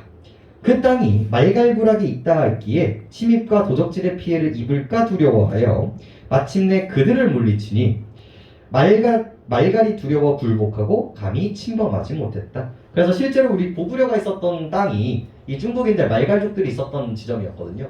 그래서 실제로 경계가 있었고 거기를 뭐 했다? 철해가지고 다시 막아줬다. 이런 식의 이미지로 보시면 되겠습니다. 그 다음 왕이 그 아래에 작은 글씨로 잡혀있죠. 신성성과 진실성. 그러니까 여기 또 여기랑 이제 연결되는 부분들인데 야 말이 돼요 안 돼요? 말이 안 되잖아. 근데 너무 말도 안 되는 글들을 쓰면요 잘 믿지를 않아요 사람들이. 그거 뻥이네 이렇게 해버린단 말이야. 근데 여기다가 이제 뭘 섞는 거야? 현실을 섞는 거야. 어떤 현실을 섞는 거죠? 실제 지명 그리고 실제 인물을 섞는 거예요. 이래버리면 완전한 허구에 사실 한 스푼이 들어가죠. 그럼 허구성과 이제 사실성이 같이 섞여 있는 고전소설의 특징이 또 잡히게 되는 겁니다. 왕이 비류수 가운데로 채소잎이 떠내려오는 것을 보고 얘 생각보다 중요해요. 인지의 시작점이죠. 그 위에 뭐가 있는지 몰랐는데 채소가 떠내려오는 거예요. 아 여기 강가 위쪽에 나라가 있구나. 사람들이 있겠구나 라는 걸 인지하게 되는 계기 채소잎이고요. 상류에 사람이 있는 걸 알았기에 사냥을 하며 찾아서 비류국에 도착하였습니다. 공간 만들어지죠? 그래서 이제 이 졸본초와 연결되어 있는 지점들인데 누구랑 이제 싸우게 되는 거예요? 비료국과 이제 싸우게 되는 거예요. 여기가 이제 뭐가 일어난다? 이쪽에서 이제 첫 번째 갈등들이 이쪽 갈등들인 거고 이제 두 번째 갈등이 이쪽에서 나온다고 보시면 됩니다. 비류국에 도착하였습니다. 그의 나라의 왕 송양이 비류국이네요. 송왕이 당연히 이제 갈등을 하겠지. 송왕이 이야기를 하기를 과인이 바다 깊숙이 치우쳐 있어서 일찍이 군자를 보지 못했는데 오늘 서로 만나니 또한 다행이 아닌가. 그러나 나는 그대가 어디 왔는지를 알지 못하겠다라고 하였습니다. 왕이 답하여 말하기를 여기 밑줄 치시면 됩니다. 그러나 나는 그대가 어디서 왔는지를 알지 못했다. 여기에 깔려있는 감정선이 뭘까요? 여기에 깔려있는 감정선이 얕잡아 보는 거예요. 야 어디서 듣보잡이 왔니? 라는 뜻입니다. 그래서 감정이 빡쳐요. 그래서 왕이 대답해서 말하기를 나는 천재의 아들로서 모처에 와서 도읍하였다 라고 했습니다. 송양이 말하길 야 우리는 여러 대에 그쳐서 왕노릇을 했다. 첫 번째 땅이 작아 두 주인을 받아들이기는 부족하다. 그대는 도읍이 세운 지가 얼마 되지 않았으니 두 번째 근거죠. 나에게 빌붙는 것이 어떠한가? 그래서 얘가 주제도 모르고 내 아래로 들어와라. 왜? 첫 번째 우리는 여러 왕이 거듭했다. 두 번째 너는 초짜다. 그러니까 네가 오는 게 맞지 않겠니? 라고 얘기했죠. 왕이 그 말을 듣고 동그라미 치십니다. 분하게 여겨. 감정선 언제나 체크하시는 거예요. 분하게 여겨. 그와 더불어 말다툼을 하고 또 서로 화를 쏘아가며 기회를 겨루었는데 송양이 당해낼 수가 없어서 결국은 이 비류국도 이 고구려로 편입되게 됩니다. 그러면서 이게 몇 번 반복이 돼서 결국 고구려가 만들어지고 행복하게 살았습니다로 끝나는 게 이 작품이에요. 그 아래 영웅의 1뜨기 구조 별 5개입니다. 만약에 문제가 하나 나온다면 여기에요. 그래서 수많은 영웅 소설의 정형성을 보여줄 수 있고요. 그리고 이제 고전 소설 다른 작품들도 마찬가지죠. 그런 흐름들 잘 체크해 주시면 되겠고요.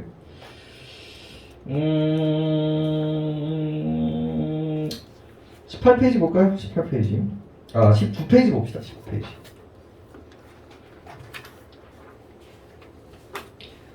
(1번) 고구려의 시조인 주몽의 탄생과 고구려 건국 과정을 그린 건국신화입니다. 2번 이것도 특징 중에 하나죠. 이 고전 소설의 특징은 뭡니까? 평면식 구조예요. 즉 역순행적 구성이 나오기가 어려워요. 아직 발전되기 전이기 때문에. 조금 풀어서 설명을 하면 뭡니까? 시간의 흐름 되시겠습니다. 시간의 흐름. 시간의 흐름.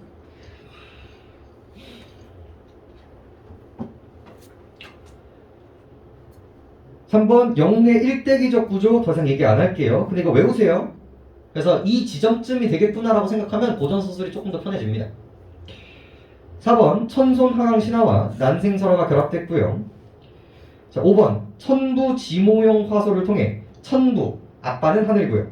지모 땅, 물은 엄마예요. 신성성을 부각하여 민족적 자부심, 우리나라 쩔어! 라는 감정을 만드는 게 이 건국설화의 의도이기도 하고요. 6번 초자연적인 일화를 통해 신성성을, 구체적인 인명과 지명을 통해 진실성을 확보하고 있다. 중요한 얘기고,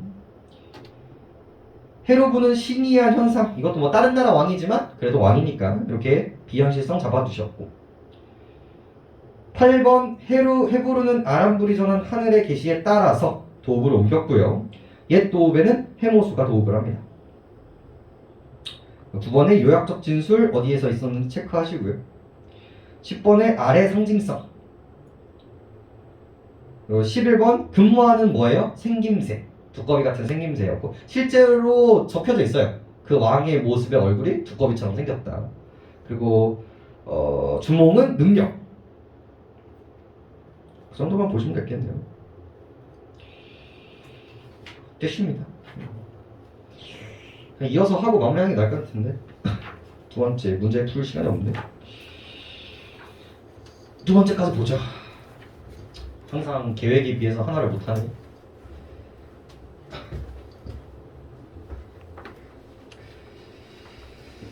자, 주몽신화가 이런 영웅소설의 전반성을 가지고 있다면 두 번째 작품 용소. 얘는 어떤 화설을 가지고 있냐면요, 요거 화설을 갖고 있어요. 항상 악인이 등장해요. 악인이 등장을 하는데 이 악인을 벌하기 위해서 승려가 등장을 합니다. 승려. 그 다음에 얘를 뭐 해줘요? 처벌을 해줘요.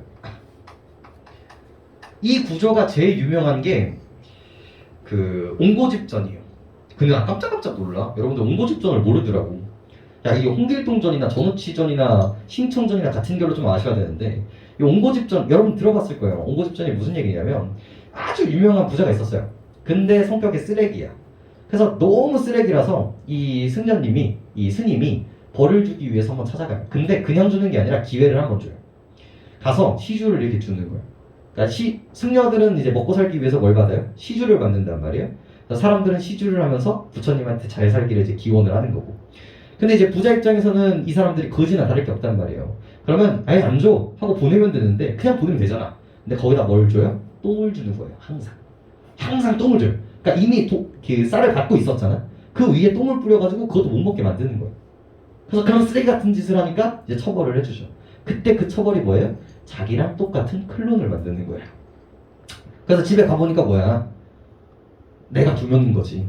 그러면서 뭐로 넘어가요? 이제 재판 화소로 넘어가게 되는 거죠. 그래서 아들도 보고 첩도 보고 처도 보고 엄마도 봤는데 구별을 해요? 못해요? 못해요. 근데 누가 말을 예쁘게 해? 우리 가짜 옹고집이 말을 예쁘게 하는 거야. 그래서 얘가 진짜가 판명되고 진짜가 가짜가 되죠. 그럼 가짜의 옹고집은 어떻게 돼요? 결국은 이제 쓰레기처럼 굴러다닌단 말이에요. 그러다가 뉘우치고 제가 잘못했습니다 라고 하니까 이제 다시 집에 가보니까 그게 뭐였어요? 지프로 된 허수아비였다. 이런 식의 구조가 있는 게 그 옹고집전이에요. 그런 작품의 첫 번째 화소가 바로 여기입니다. 이 작품이고요. 그 다음에 이 작품은 뭐도 좀 가지고 가실 필요가 있냐면 전설이라는 이미지도 중요해요. 봐봐. 그 전에 고구려 같은 경우는 설화거든요. 증거가 있어 없어? 야, 우리가 고주몽 곰의 후예라는 증거가 있어요 없어요? 증거가 없어요. 근데 이 전설의 특징은요, 뭐가 있냐면 항상 증거품이 있어요. 항상 증거품이 있습니다. 그러니까 흔들바위 전설이라는 건 뭐야? 그 흔들바위에 연결되어 있는 스토리라인이 있다는 거잖아. 그래서 이 바위가 흔들리는 이유를 이제 설명하게 되는 거거든요. 이 작품 역시도 이 용소라는 게 실제로 있어요. 그래서 그 이야기들을 이 용소가 만들어지는 용소를 증거품으로써 이 용소가 만들어지는 이유에 대한 설화를 설명해 주는 거라고 생각하시면 됩니다. 그런 느낌만 보시면 되고, 원래 막 설화와 전설과 차이점 이런 게 중요하긴 한데 그런 게 뭐 요즘 나오는 트렌드는 아니니까. 그래서 화소적인 부분들 좀 체크해 봅시다. 오늘 여기까지 봐야 되겠네요. 용소와 며느리 바위. 자, 1번 읽어보죠. 용소는 장현읍에서 한 20리 되는 거리에 있는데, 그래서 장현읍 동그라미 쳐봅시다. 얘가 실제 지명이에요. 넣었어. 내거 넣었어.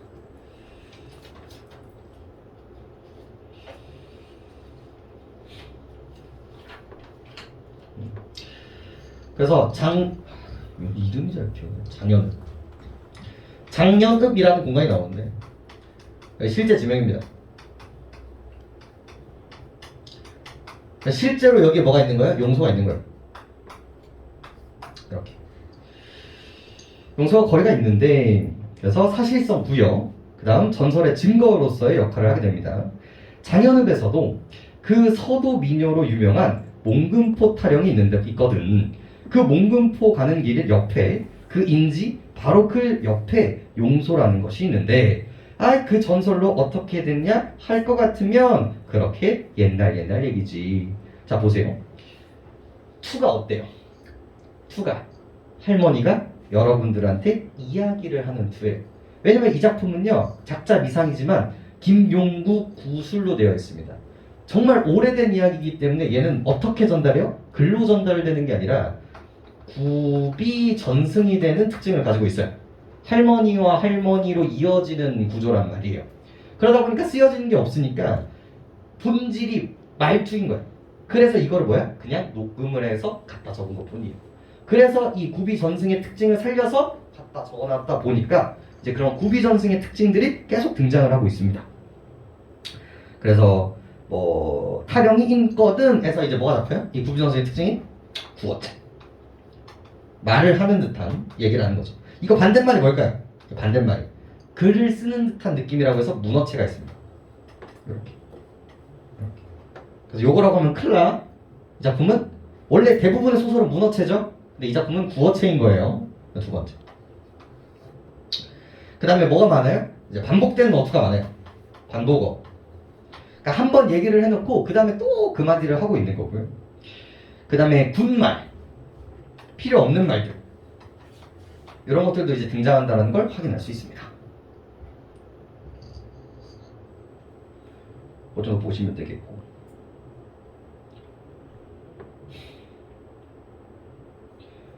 그리고 막 몽금포 타령 이런 얘기들을 하는 것도 실제로 이 사람이 이 지역에서 생활을 했기 때문에 아는 이야기들이겠죠. 발화자의 특징이기도 합니다. 그렇게 그 전설이 어떻게 됐냐 할 것 같으면 그렇게 옛날 옛적 이야기지. 옛날에 그 지금 용소에 있는 자리가 장제첨친의 집터 자리라 그래. 장제첨친의 집터 자리인데 반복하고 있죠.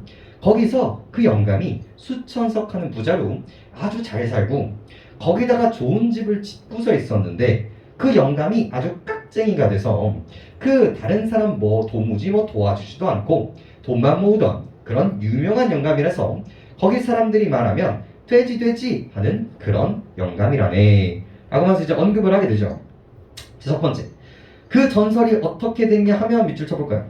그 전설이 어떻게 될까 같으면 이런 것들이 호흡을 조절함과 동시에 이야기를 지금 끄집어내야 된단 말이에요. 그래서 독자의 호기심을 유발하는 지점들입니다. 독자의 호기심 유발. 그리고 옛날 옛적 얘기지도 중요해요. 이게 전설의 특징이기도 하거든요. 정확한 시간감을 주지 않습니다. 정확한 시간이 아니라 막연한 시간을 줘요. 중요해요. 이런 것들.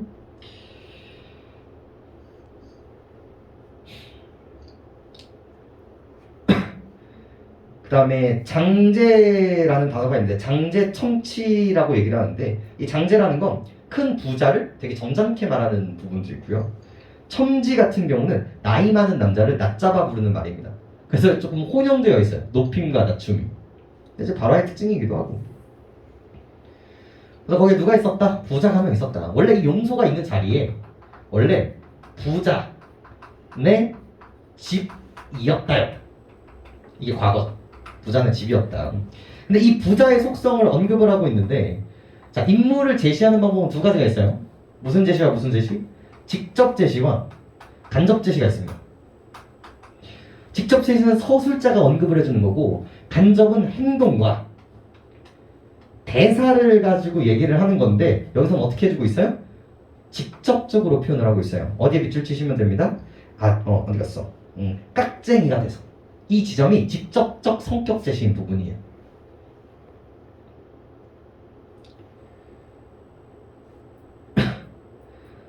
그리고 너무 쓰레기 같은 사람들이라서 이 사람을 뭐라고 불렀다? 돼지라고 부를 만큼 성격이 좋지 않았다 정도로 잡아주시면 되겠죠.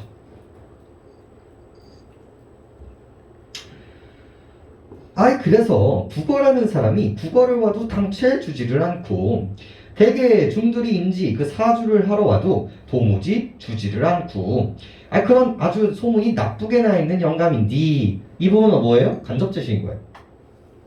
이 사람의 행동을 통해서 이 사람 성격을 보여주고 있는 부분이니까. 어느 여름철에 시간감 체크하시고요.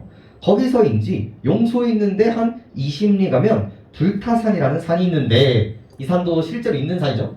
불타. 또 이제 신뢰성을 확보하고 있어요. 불타산이 있었는데 그 불타산은 절이 많기 때문에 불타산이라는 그런 절이 있는데 거기서 그 도승이 영감이 아주 나쁘다라는 소리를 듣고서 우정인지 그 집을 우연인지 그 집을 찾아가서 목탁을 치면서 시주를 해달라고 해. 자, 여기서 포인트. 이 불타산에 누가 있었어요? 스님이 있었어요. 근데 이 스님이 이 부자네 집에 간 이유를 생각해야 돼. 야, 그냥 쩔레쩔레 가다가 당한 거야? 아니에요. 얘는 뭐 하려고 간 거야? 이 사람을 시험하려고 가는 거야. 그리고 나서 부처님의 이름으로 널 처벌하기 위해서 간 거야, 이 사람이. 의도성을 가지고 갔다는 게 포인트야. 우연하게 걸리는 게 아니야. 승려가 가죠.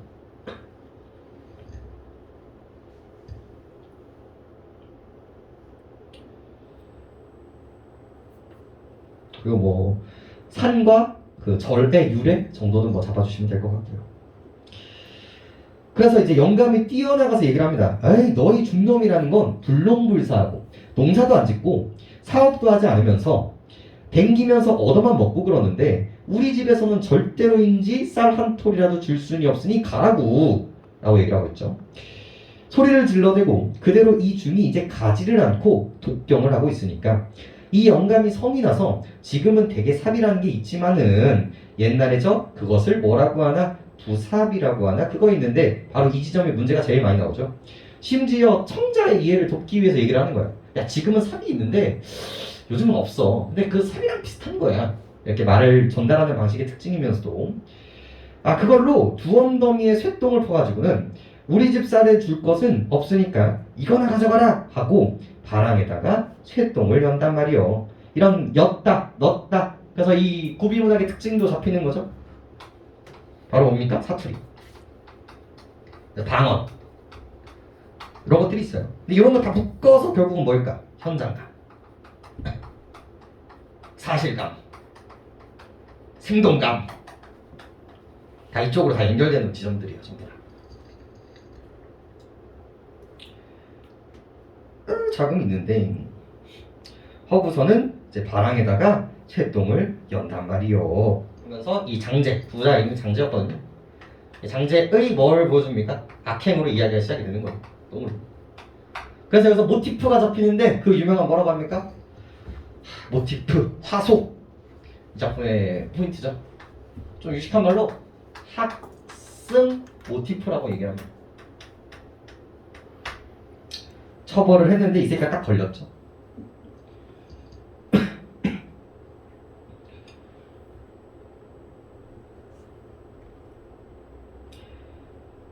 우리 집에 쌀은 줄 거 없으니까 이거나 가져가라 했고 그래서 그래도 그 중은 조금도 낯색도 변하지 않고서는 이런 거 생각보다 중요해요. 변한다 변하지 않는다도 중요하고 왜 변하지 않는가를 생각하면 돼. 원래대로라면 깜짝 놀랐을 텐데 이 사람의 의도는 뭐야? 진짜 쌀을 받기 위함이 아니라 얘를 시험하기 위해서라는 게 되게 중요해요. 그래서 나미아미타불만 부르다가 쇠똥을 걸머진 채로 바깥으로 나오는데 그 마당 옆에 우물이 있었는데 우물가에서 그 장제첨치 며느리가 이제 쌀을 씻고 있다가 그 광경을 보고서 그 보고서 얘기하는 말이 우리야 뭐지 천생이 고약해서 그런 일이 있으니까 조금도 나쁘게 생각하지 말라고. 그러면서 쌀 씻던 바가지에다가 한 바가지 버섯랑 그 바랑에다 여줬단 말이요. 근데 똥이 있는 방에다 넣는 거 아닌가? 그죠? 아무튼 줬다. 그러니까 그 중이 며느리 보고 하는 말이, 그래서 그냥 여기를 조지려고 했는데 이 부자와 이제 대조가 되죠. 부자와 대조와 대비가 되는 며느리가 등장을 합니다. 이렇게. 근데 이 악행을 하는 이 며느리는 뭘 해? 선행을 하죠. 그래서 항상 얘한테 뭘 줘요? 기회를 줘요. 선행을 하는 사람이 이제 기회를 받아야 된다.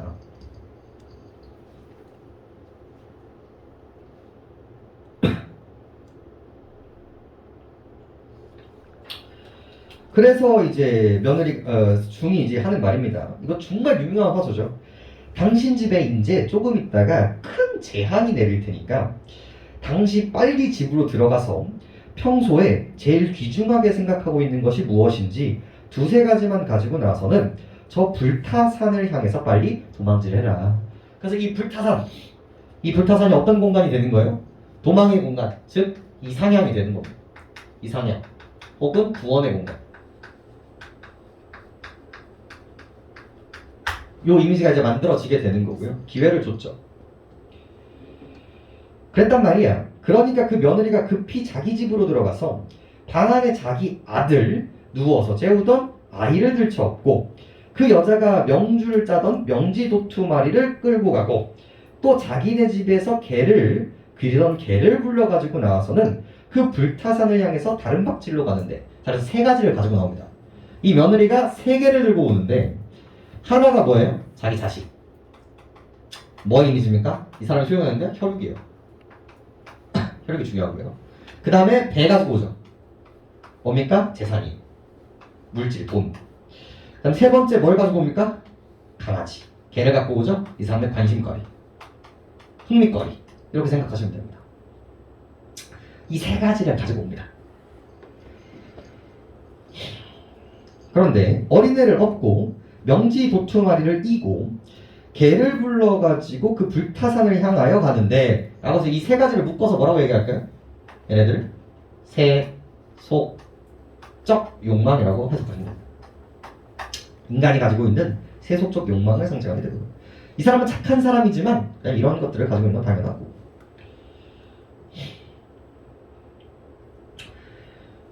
그때까지 아주 명랑하던 하늘이 갑자기 흐리면서 뇌성병령을 하는데 말이야.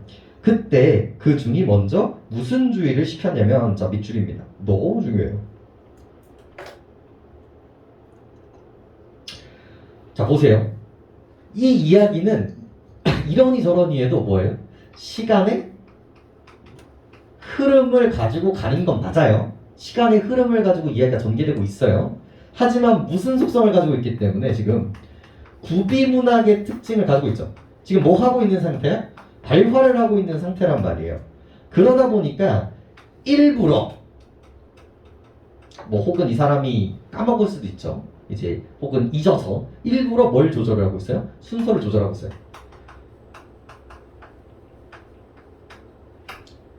뭐 해석이 여러 가지로 될 수 있어. 일부러 순서를 조절해서 이야기를 더 재밌게 만든다. 아니면 이 사람이 잊어버려가지고 순서가 먼저 이거를 나왔었는데 뒤쪽에다 배치를 해서 생각났다. 사실 이거 얘기했었어야 되는데 이렇게 됐다는 거죠. 이러니저러니 해도 뭐야? 발화의 과정에서 나올 수 있는 특징이라는 거예요. 그래서 처음에 이거 하면서 알려줬을 거 아니야. 야, 선생님 대표가 내가 기회를 줄게. 근데 그거와 동시에 뭐도 같이 줬었어요? 금기도 같이 줬었단 말이야. 근데 이거를 일부러 도망가고 있는 이 지점으로 빼서 준단 말이죠. 이렇게 함으로써 이제 긴장감을 더 극대화시키는 거고요. 구비문학의 특성도 볼 수 있는 지점이라는 거죠. 그래서 여기서 잡히는 게 바로 뭡니까? 금기 모티프예요. 금기 모티프. 항상 그렇게 하지 마세요라고 한단 말이야. 그럼 귀신처럼 해요. 서양에서도 있죠. 이 아내가 너무 그리워가지고 저승까지 가가지고 아내를 찾는단 말이야. 근데 올라가는 동안 절대로 뭐야? 뒤를 돌아보지 마세요라고 한단 말이죠. 근데 꼭 아내가 뭐해? 아내가 저를 더 이상 사랑하지 않는 거예요? 저 좀 바라봐 주세요. 그러면서 뒤에서 계속 얘기한단 말이에요. 샥 하고 돌아보니까 얘가 뭐가 돼요? 돌이 되지. 그냥 판도라의 상자도 되게 유명한 거죠. 열지 마! 라고 하니까 귀신처럼 열잖아. 여기도 마찬가지인 거예요. 여기서 금기는 뭐죠? 뒤를 돌아보지 말아요.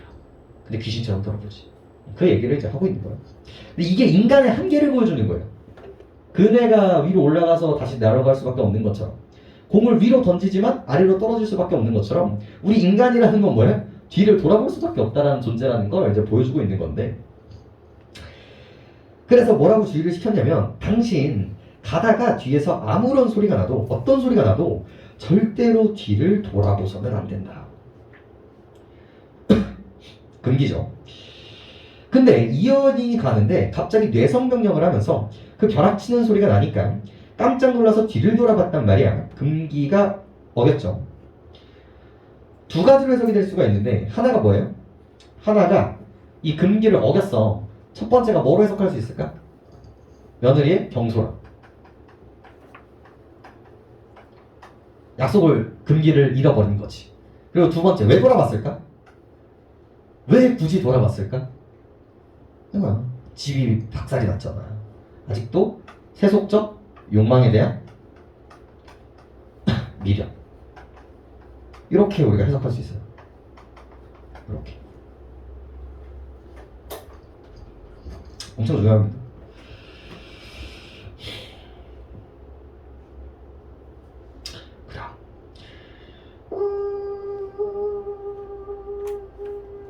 그래서 그러니까 그 자리에서 화석이 됐단 말이야. 그리고 사람이 그만 화석이 되고 말았다는 게야. 그렇게 화석이 돼서 그 자리에 서 있다고 하는데 그 지금도 그 불타산 아래에서 얼마 내려오다가 비슷하게 거기 사람들이 이것이 며느리가 화석이 된 거라고 하는 바위가 있는데 역시 사람 모양하고 머리에 뭐 인 거 같기도 하고 그 아래 개 모양 같은 그런 화석이 아직도 있단 말이야. 바로 이게 뭐의 특징입니까? 이 전설의 특징인 거죠. 증거품이 있어요. 실제로 산이 있고 여기 연못이 있고 그 옆에 누가 있는 거예요? 이제 인간처럼 생긴 돌멩이랑 강아지랑 이게 안개 아이 있고 이렇게 뭔가 이렇게 이어져 있는 이 돌멩이가 있는 거야. 그래서 얘가 바로 뭐의 역할을 하게 됩니까? 증거품의 역할을 하게 된다는 거죠. 그래서 이때 이 벼락을 치면서 그러면서 이제 시간감이 왔다 갔다 하죠. 이 얘기를 막 하다가 슈르륵 하면서 뭐야? 지금 현재 이런 식으로 이제 왔다 갔다 하는 것도 좀 체크를 해주시고요. 그래서 이 벼락을 치면서 그 장제 첨친의 그 집이 전부 없어지면서 그만 거기에 몇백 길이 되는지 모르는 큰 소가 됐단 말이야. 근데 그 소가 얼마만큼 넓으면 여기 어린이 놀이보다도 더 넓은데 의미가 있죠. 여기 어린이 놀이터예요. 봐봐. 말하는 때마다 다른 거야. 지금 청자의 상황과 맞춰서 이 이야기를 변주하고 있다는 거지. 이런 지점들도 좀 많이 나오는 부분이고요. 지금 제가 여기서 얘기를 하면 이 강의실 2배만에 막 이런 식으로 얘기를 하겠지. 한데 이 곱의 2배만 된 품인데 그 소에서 물이 얼마나 많이 나오는지 물 나오는 소리가 쿵쿵쿵쿵쿵쿵쿵쿵 하면서 그 곁에 가면 이제 집안이 울린단 말이야. 이제 일이 너무 물이 많이 나와서 그 물을 가지고 몇만 석 되는 이제 말할 것 같으면 수천 정보의 그 평야에 논에 물의 소에서 나오는 물 가지고 나서 되는데 그 물은 아무리 비가 와도 느는 뱀이 없고 아무리 가물어도 주는 뱀이 없는데 자 끊어봅시다. 자 원래 있었던 이 부자네 집이 있었던 이 공간이 어떻게 됐어요? 애가 박살이 나서 소가 됐어요. 근데 이 소의 역할이 뭐예요? 물을 공급해주는 역할을 하는 거예요. 자, 그 당시에는 어떤 사회야? 농촌 사회예요. 농촌 사회에서 물은요 엄청나게 중요한 역할을 합니다. 우리 저번 시간에 누왕사도 뭐야? 물이 없어서 비굴하게 그러고 있었잖아. 원래는 뭐였어? 되게 탐욕스럽고 되게 이기적인 공간에서 어떤 공간으로 변해버린 거예요? 이타적인 공간으로 바뀌어버린 거예요. 다른 사람들을 구제할 수 있고 살릴 수 있는 공간으로서의 변모인 거죠. 그러니까 이 소재가 어떤 주제의식, 어떤 교훈을 전달하고 있는가를 생각해 보실 필요가 있겠죠. 어떻게 살지 말아라? 이기적으로 살지 말아라. 어떻게 살아야 된다? 이타적으로 살아야 된다. 그래서 사람들이 그게 얼마나 깊은지 보려고 명지실을 갖다가 돌을 몇 개나 넣어가지고 재가지고 몇을 넣어도 그 끝을 모르는 그만큼 깊은 소가 됐단 말이야. 그래서 마지막 과장법을 통해서 그 소의 깊이를 보여주고 있죠. 그래서 용소에 뭘 보여주고 있어요? 신비함, 신비성을 부여하고 있는 지점입니다.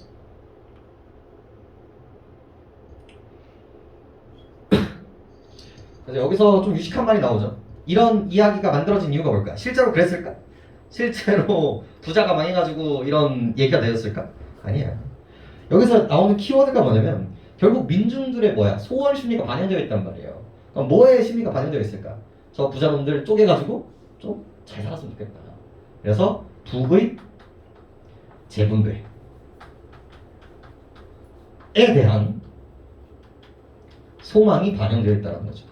그러니까 우리가 춘향전 보면서 뭐라고 얘기해? 뭐야 신분 상승의 욕구가 반영되어 있다고 얘기하잖아요. 이 작품 역시도 뭐가 반영되어 있다? 부의 재분배를 통한 행복한 삶에 대한 욕구가 반영되어 있는 작품이다. 이렇게 보시면 되겠습니다. 딱이네. 그래서 아래 보시면은 구술된 내용을 체록한 것에 대한 특징 잡혀 있고요. 인물의 특성은 뭐 얘기 안 해도 되겠지. 도승의 이미지는 뭡니까? 심판자이자 구원자이자 절대적인 존재. 뭐 이런 것들은 어색한 얘기는 아닐 겁니다. 근데 이제 며느리의 의미가 좀 의미가 있어요. 착하긴 해. 하지만 뭐를 보여준다? 이런 인간의 한계를 보여주는 인물이기도 하다는 거 좀 잡아주시면 좋을 것 같고요. 그 다음에 해석이 이것만 가지고 가시면 안 돼요. 자, 첫 번째 해석이 뭘까? 이 부분. 부자가 박살이 났지. 이게 뭐야? 이거 권선징. 이게 1번이고요. 이게 1번. 2번이 뭘까? 요거예요. 행동의 경솔함과 그 세속적 욕망에 대한 미련이 결국은 사람을 망하게 만든다. 그래서 이 경솔함에 대한 이러지 말자. 경계. 요게 두 번째인 거고요. 그 다음에 요거. 요게 세 번째 주제의식이라고 생각하시면 됩니다. 이타적으로 살자. 이런 이미지가 만들어지게 되죠.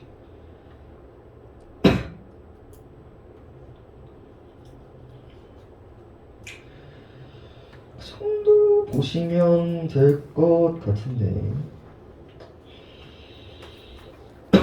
예. 예. 제가 양주 결산대는 찍어서 올려드릴게요. 하셔야 돼요. 01은 할게요. 근데 너무 중요한 작품이에요. 모르면 안 됩니다. 근데 내신에서는 되게 의미가 있는 작품인데, 그러니까 수능에서는 나올 수 있어요. 가능성은 있는데, 뭔가 방치할까? 방치할까? 할 수 있을까? 여기 찍을 수 있을까? 찍어야겠지. 난 찍으면 듣니? 나 그게 너무 궁금해. 찍으면 들어? 나 너무 이번 주 문법도 첨가 올라갈 거거든요. 첨가 올라가면은 의문론이 끝나요.